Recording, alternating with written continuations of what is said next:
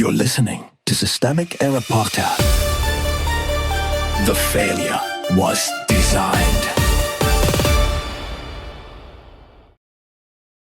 Trump blowing up cabinet secretaries' phones at all hours over D.C. renovations, based on an article by Sarah K. Burris. When the presidency becomes a mood board, a White House run like a vanity project. The reporting here is simple enough. Donald Trump is calling cabinet-level officials at all hours to talk about design, while a massive image of his planned White House renovations is literally being hoisted over the building. The specific object is ornamental. The political fact is not. The presidency is being used as an instrument for personal taste, personal legacy, and personal branding. Who actually has power? The person with institutional power is the president. He is not a spectator to the work. He is the one driving it, demanding attention from the Interior Secretary at midnight and 8 a.m. and treating the White House as a canvas. Doug Burgum's role in the story is not decision maker but respondent, a subordinate pulled into a project whose logic is set from the top. That matters because it shows where authority flows, not through process, not through deliberation, not through public need. It flows from one man's preferences, then down through the bureaucracy until they become work.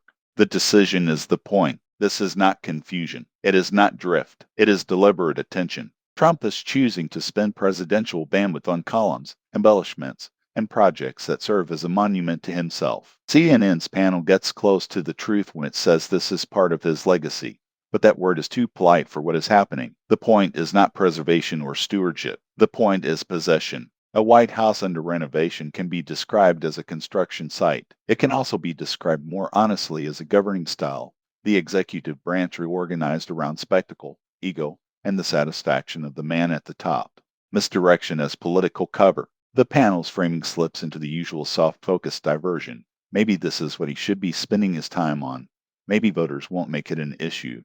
Maybe the crowds care more about something else. That framing misses the real offense. The question is not whether design projects poll well. The question is why a president is spending so much time on design at all, and what that says about the priorities of the government that can always find time for aesthetic domination but rarely shows comparable urgency for ordinary public obligations. The story is not will voters care? The story is that power is being misused in plain sight while elite commentary reduces it to a branding problem. The pattern underneath. This is a familiar authoritarian habit dressed in expensive materials, turn public office into a personal estate, turn governance into self-advertisement, and turn the machinery of the state toward the ruler's image. The White House becomes less a civic institution than a stage set. The deeper pattern is not just narcissism. It is the conversion of institutional authority into private symbolism. That is how democratic norms get hollowed out, not only through open repression, but through the steady replacement of public purpose with personal legacy.